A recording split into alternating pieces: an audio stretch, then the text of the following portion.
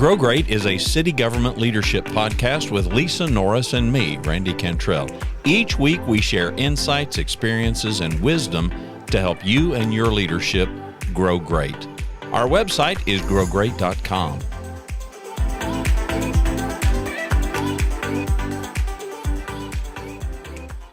We're up to number 3. We're continuing this. We say a short series. I think it is a short series. I mean, there's 7 dangerous enemies of great leadership. We've taken this from somebody that we saw on LinkedIn. We'll give attribution here in the show notes. So if you care to go over to growgreat.com, you can find it. And we're up to number 3, Lisa, and it's poor understanding of people. And there's 2 components on this chart: not recognizing potential or hesitating to hire people that are better than us. And I guess we could define better any way that we want to: smarter than us, more experienced than us, any way that you choose to. I don't remember when emotional intelligence, I don't remember when EQ kind of entered the vernacular. When I was a young leader coming of age, that was not a thing. Reading people, was kind of a thing. Reading situations and reading people. And it's something that I felt like I had intuitively, even as a kid. And the older I got, the more confirmation I got that I did. I just pick up on things. Ron and I can be in a restaurant or just out and about, and I can pick up on something from a complete stranger across the way.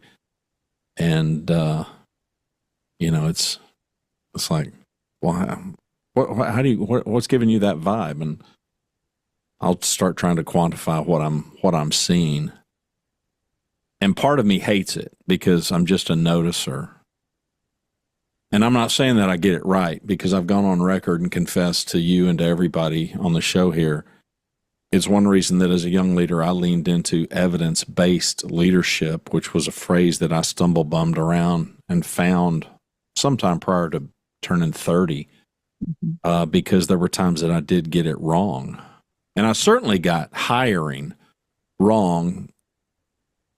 My first thought about this, to just kind of get the conversation moving, not recognizing potential. Let's stay on that one. But I would also add to that, sometimes it's not recognizing potential, but other times it's not potential. Other times it's reality. It's present day. I have worked with a number of leaders, and I have experienced myself where we have somebody right under our nose. They're doing great work. They're doing terrific work. They are an A player, but for whatever reason, we're kind of perception exists. Or... Yeah, we're kind of blinded to it. I'm not thinking so much of discounting their value as I am just recognizing that, that skill set that they've got, that they're doing right now today, that could be transferable. That translates to something else that I'm in dire need of. I've had who knows how many conversations with leaders, especially of businesses, who have discovered people right under their nose. They just didn't connect the dots between the role that they served right now and whatever skill set made them an A player in that role to another role that they were desperately in need of, but they just thought of them in that context. I think it's more of a context kind of a thing in that regard. But I do think it falls in the category of this third danger or this third enemy of leadership, and that's just poor understanding of people. I think so much of it that I've experienced, first you have to go through life and a career a little bit to really understand this. I'm like you. I did not understand this early on in my leadership journey, because you're just trying to, it's almost like you learn how to manage first. And as you're adapting and managing things, you start to learn how to lead people, and you either get it or you don't, and it can evolve. And then what helps is having a strong mentor or strong leader that coaches you and helps you see the light and teaches you a new way and teaches you things that are important in people. That's what I benefited from. I kind of, you and I have talked about this before. Even as a young person in high school, people gravitated to me. So I do think there's some innate traits that people have that can help them with leadership and be successful in leadership. We all see those. They become, teen counselor. You see them running for things, or people naturally gravitate. But as I went through this, I would kind of agree with you. I've seen a couple different things evolve, primarily in HR, but just leadership generally, as I worked with different leaders throughout the city. And one of those is when they get influenced by somebody else. So somebody has told them about somebody, and then they perceive that to be true. And we talk a lot about this in our leadership recipe. They've heard something, they haven't experienced the person yet, but that person's perception of them influences how they then feel about that person with whom they don't know. So the assumptions are false.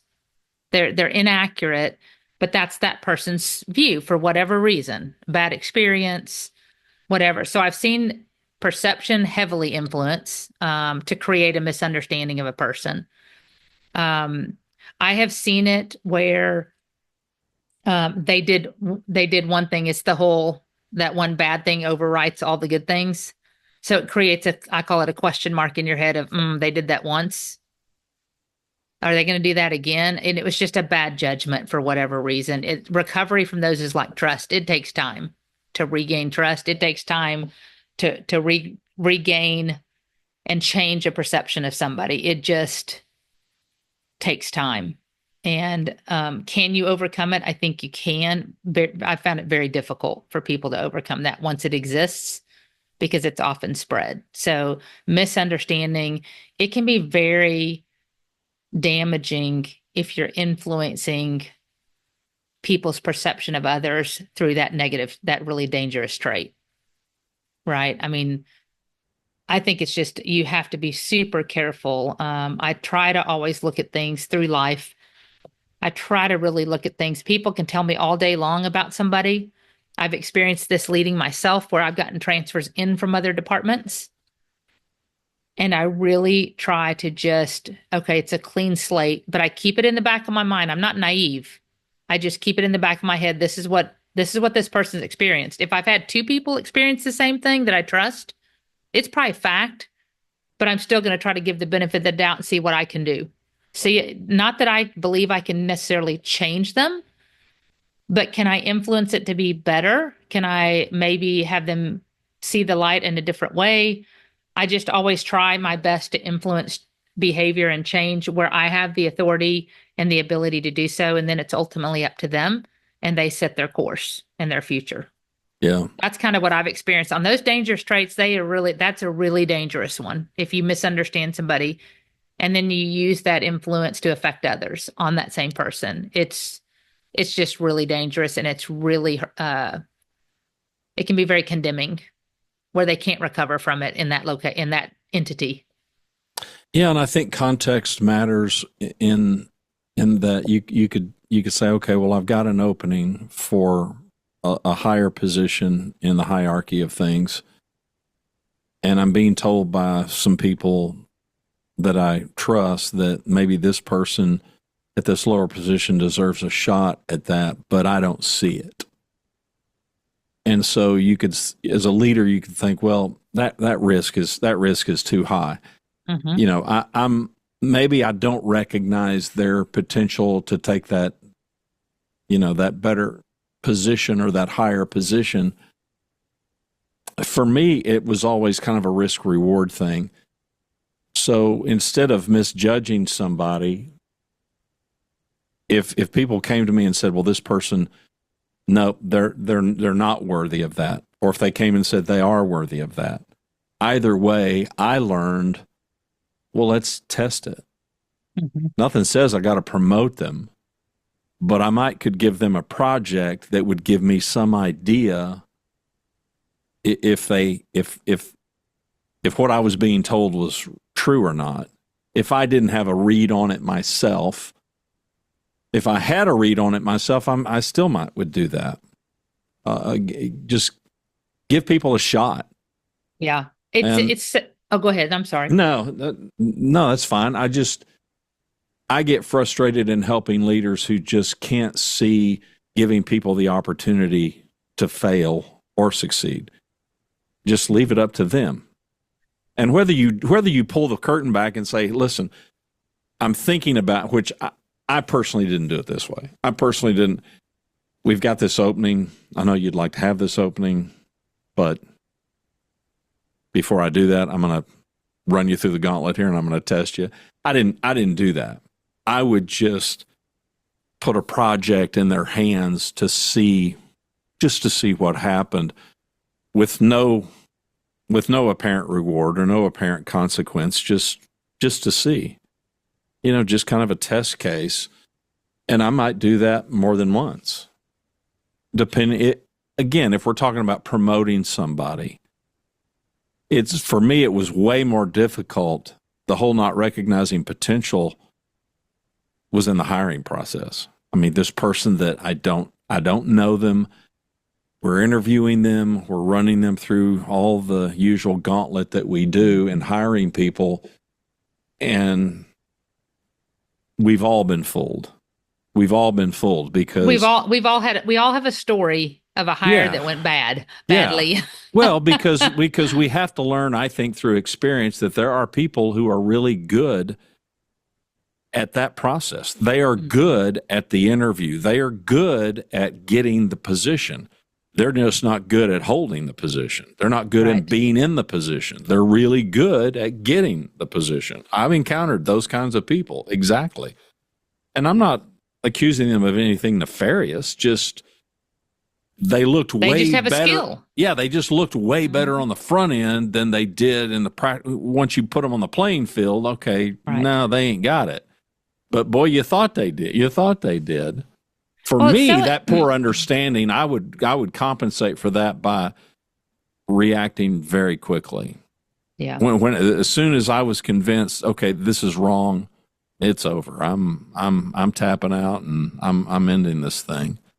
But I was particularly mindful of the people that worked for me that may have been deserving of an opportunity. Maybe I didn't see it, but other people around me did, which I think also speaks to, if you can surround yourself with people that you trust, people who have a perception that maybe you lack, and if we can be humble enough to know my perceptions are not always spot on, and I'm paying attention to some things that maybe these people are not, and they may be paying attention to some things that I'm not. I mean, if we can just give enough grace to consider that, I think it can help. Yeah. I think it's along those lines. You never, when we talk about the dangers around this, one, like you said, you try to do your best in hiring for them, or if they're transferring in, et cetera. And I was talking earlier about when you get them, right? What's the unknown for me and what I try to help leaders with to try to help them understand this when they're looking for great people, because you're right. Don't let me lose. I want to talk about that hiring part as well. But one of the key things for me was finding great leaders that lead and don't just manage. Seems to be getting more and more unique. I mean, it seems to be rarer and rarer, which is why we're doing the Grow Me Grand series here. We're teaching people to lead, not just how to recruit, how to hire. We're teaching them the qualities of leadership and being a great mentor to others so you can grow them. That is a missing aspect for so many as I've gone through the years, and it's changing. It's evolving, and you've got to kind of keep up with it. Okay, what's this new season of leaders looks like? And it's a variety, just like it was before. It's just the variety is different in many different ways. And it's trying to keep a handle on that as we look for ways to grow our leadership so that they lead better. They lead well. We talk about that. So not knowing what the individual has is why I believe you shouldn't try to read them or listen to what others have said. I think you need to keep that information, you need to store that information, and you need to be aware of it so you're not naive. But secondly, like you said, give them a chance, give them a project where they communicated with on their weaknesses, on their gaps. Did somebody try to tell them, "Hey, what do you think you did well? Here's what I saw what you did well. What do you think you could have improved upon? Here's what I saw." This is what I tried to always focus on. This is what I like to see. These are the things that are important to me when I'm watching how you perform, not to be judged, but to help you succeed and to do better next time. And also not indicating you're not doing well. So I said, don't be sensitive. Don't wear your emotions on your sleeve when we're talking about feedback, because I have your best interest at heart.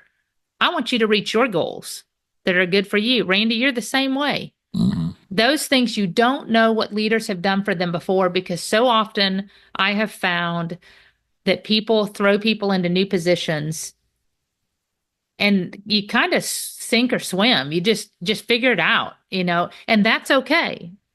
Really strong people can figure it out. But how helpful is it to meet with them once a week and say, "Hey, what's been on your plate? Anything outstanding that I can help you with?" Something just to connect, to show support and things like that. They may have nothing. They may have 5 things. They may have a simple question they didn't know where to go to. Those are the things that are important as far as the leadership and talking about influence and understanding people. From a hiring perspective, I think your point is very valid. We've all had misfires, is what I call it, on hiring. I've had plenty of them. And I just evaluate what went wrong. Like, what did I do to completely miss that? And so we had gotten into, which was really helpful. We've talked a lot about it before. And honestly, since HR is not under me, I'm not sure if they're still using it, but I suspect they are. We used a tool called Zero Risk. It was fantastic. It is an EQ, a work style assessment, not a personality assessment. And yeah, we need to have them on the show too. We do. It's fascinating psychology. Yeah, it is. You do have to have it. They do have to interpret it for you. It's not something I think you can easily just go, okay, this is that. This equals that. There's a lot of factors that weigh in, just like with our personalities. We learn to balance our gaps through different tools. But Zero Risk was an interesting tool for me because it talks about, do they have political savvy? When they're under pressure, can they get along or do they flee? It just talks about these different aspects to watch for. It doesn't mean they do it, but it shows you questions to ask, scenario based. Right. Walk me through a situation when you had this or that, specific to that gap, and they'll rate it as a risk. Are you too far out of line? So it's a really interesting tool, and that has helped us get it more right more often than not. So for us, that tool has worked well. I'm sure there's other tools that entities use, but the hiring, I have so many people that still hire. I want 20 years experience. I want 15. Man, I will take the green person with willingness and a great attitude that's eager any day of the week. Now, I know some jobs, an engineer, you need to be an engineer. Yeah, of course. Right? Building inspections, you may have to have knowledge of code, right. Things like that. But do you have to have done it 20 years? No, I'll take 2 and great references on they're eager to learn. They took their test, they passed through, Right. I'll take that because so often you can form and mold them when they're eager and willing. And smart. They need to have the tools in the toolbox that make them successful for your organization. But those are the things for me that have made such a difference over the years versus just straight experience in this thing or the other. I look at applicability. What have you done that's similar, and how can is there still room to mold you? That's what counts in my book.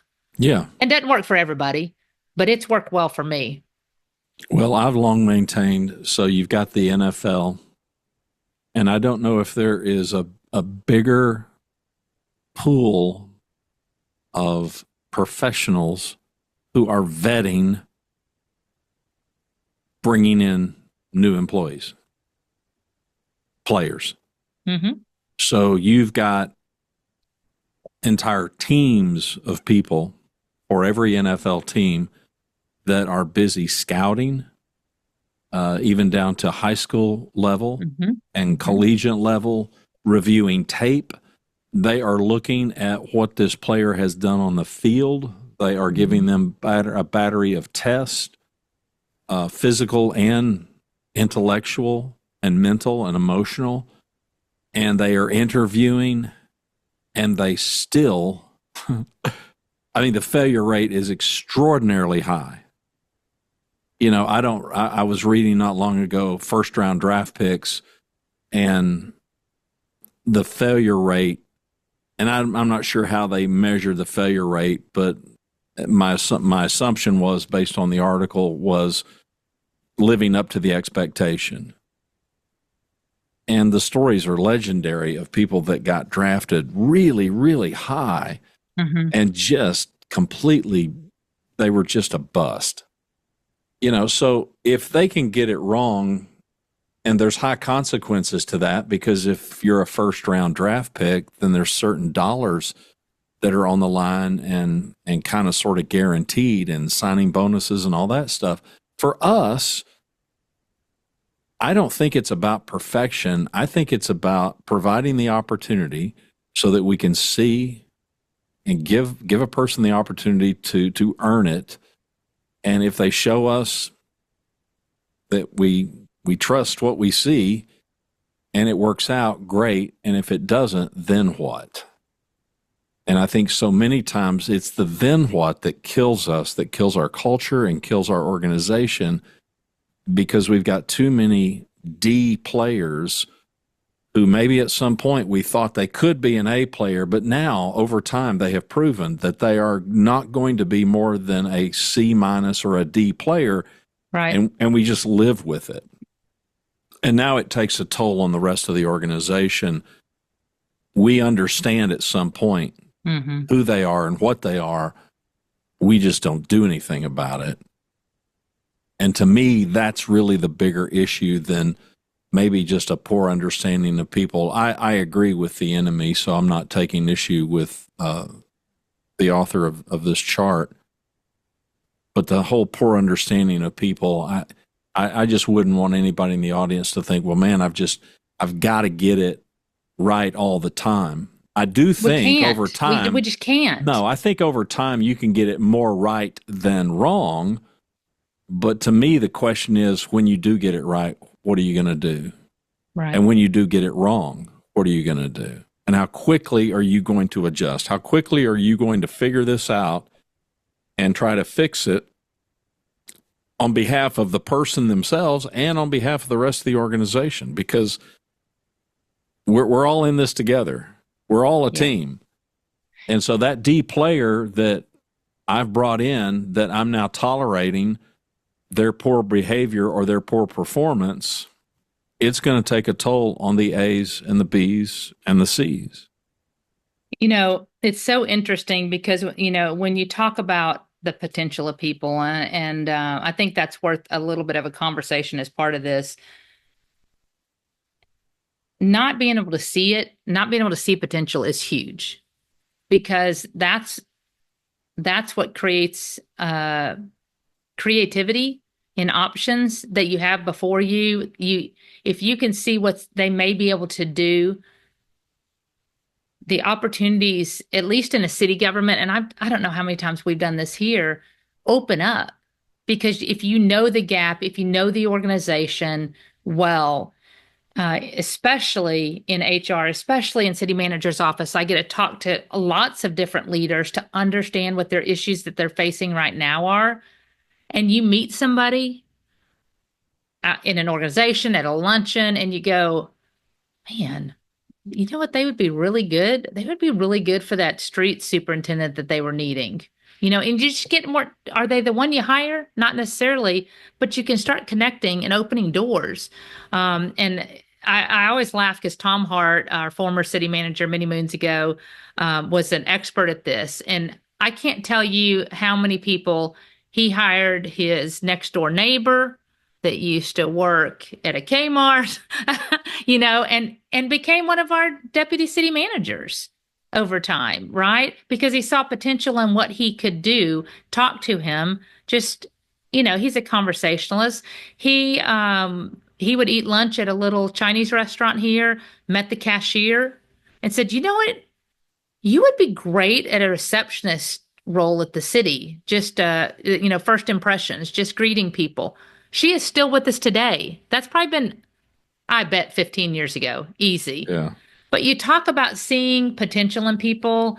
I had met a gentleman at a luncheon, unrelated to city. He was not in city business, but he had a daughter that was in HR in private sector, was just interested in city HR. And he said, "Will you just talk to her?"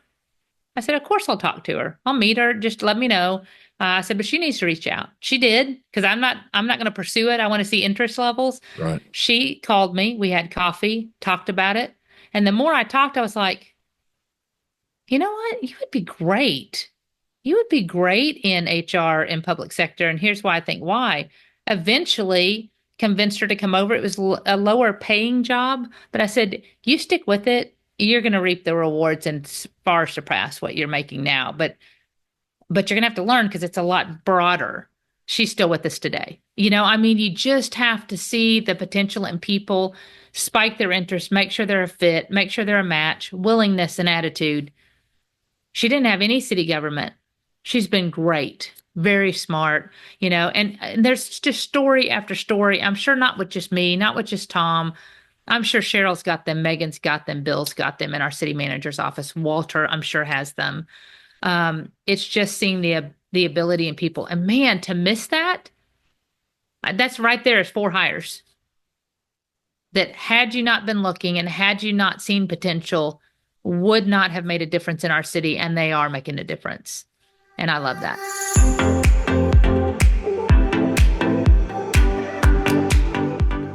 Thanks for watching and listening to Grow Great, a city government leadership podcast.